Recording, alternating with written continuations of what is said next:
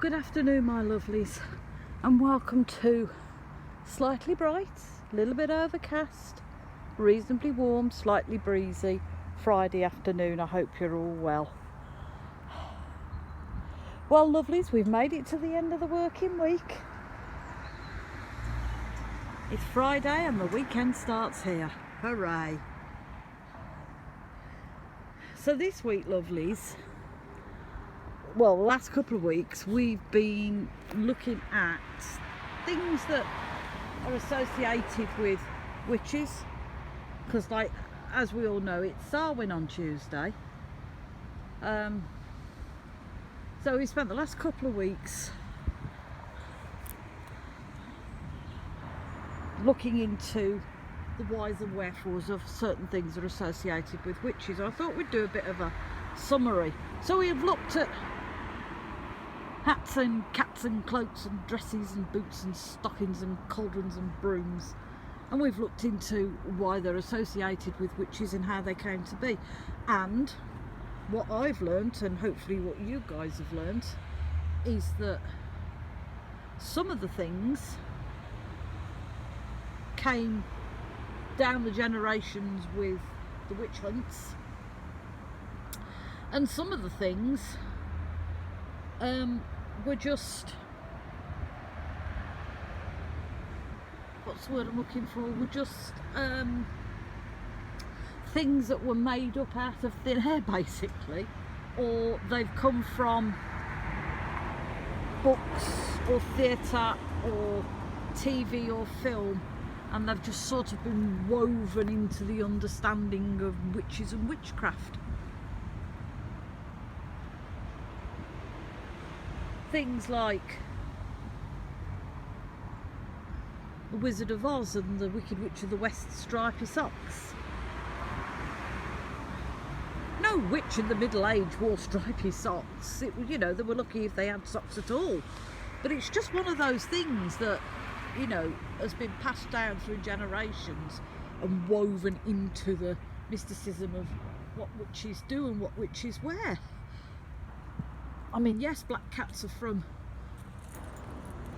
the medieval times, when the church and other spiritual practices decided that black was the wrong colour. It was an evil colour, it was a dark colour, and it represented dark forces. And then they decided that cats were not great either, because they were milling around in the nocturnal nights doing what cats do, and people thought that they were cavorting with evil. So put two and two together, and black cats got a bad rap for it. It's one of them things.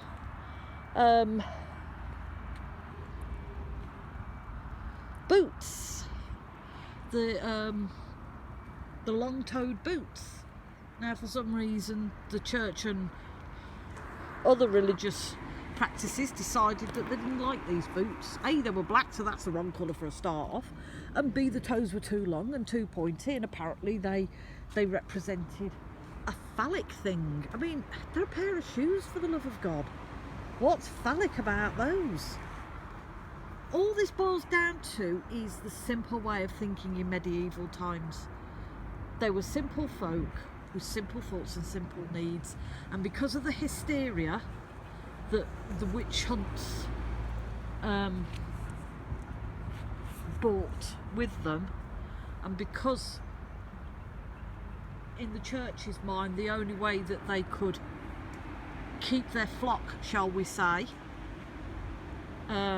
together and in line and in tow was to scare the bejesus out of them.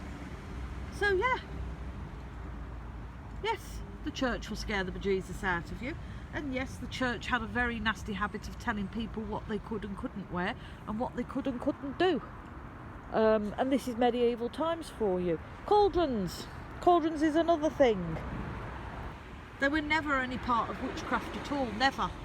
They had a bit of myth and legend about them, yes, but they were never ever marked down as a witchy thing until Macbeth, till Shakespeare did Macbeth, and you had the three witches round the cauldron doing the usual bubble, hubble, bubble, toil and trouble.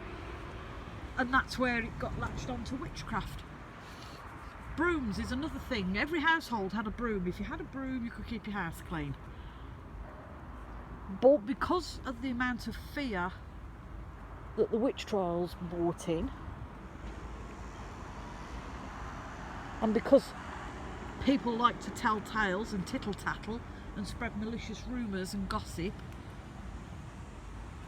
for some unknown reason, those who were accused of witchcraft could then fly brooms, and that's always stuck with witches.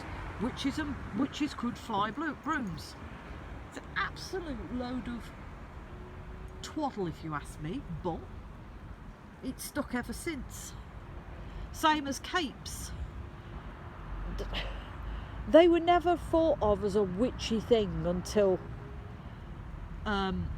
Boris Karloff, I think it was, who did Dracula, wore a very theatrical, moody type black cape, and then that got lumped into all kinds of darkness. You know, anything that meant to be of a horror movie or of gothic stuff or witchy stuff, then the black cape was it, and it got attached to witches and witchcraft. So a lot of the things, most of the things that we did were born of gossip, or born of so what I'm looking for, born of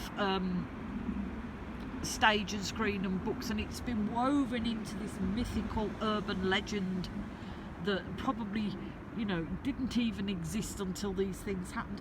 And some of it came down from the witch trials, and some of it came down from medieval practices that were told down through the generations.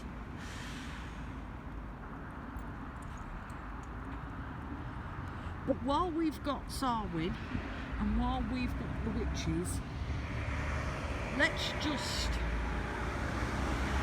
spare a moment for the poor unfortunate souls who were dragged kicking and screaming from their homes because they were suspected of witchcraft, were tortured and probably died of their injuries, or were hung for something that they didn't do because the church took it out of context, scared people silly, and people gossiped and people talked and people spread rumours, malicious rumours, evil rumours. So let's just spare a thought for those poor souls who lost their lives because people talked. And they were never witches. They were probably comely folk, or, you know, they were people who looked after the animals when the animals were sick, who were midwives, who were doctors, who grew their own herbs and poultices, you know, to help people get better. And it got blown out of proportion. So let's think about those poor people.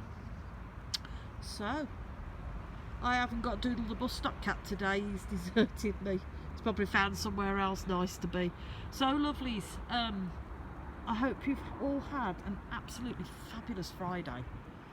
Remember, the weekend starts here, lovelies. So do look after yourselves.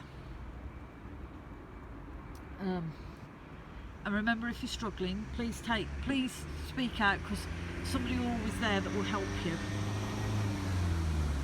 Look after one another, and if nothing else in this world, lovelies, please be kind, because you don't know what the other person's going through that's stood next to you.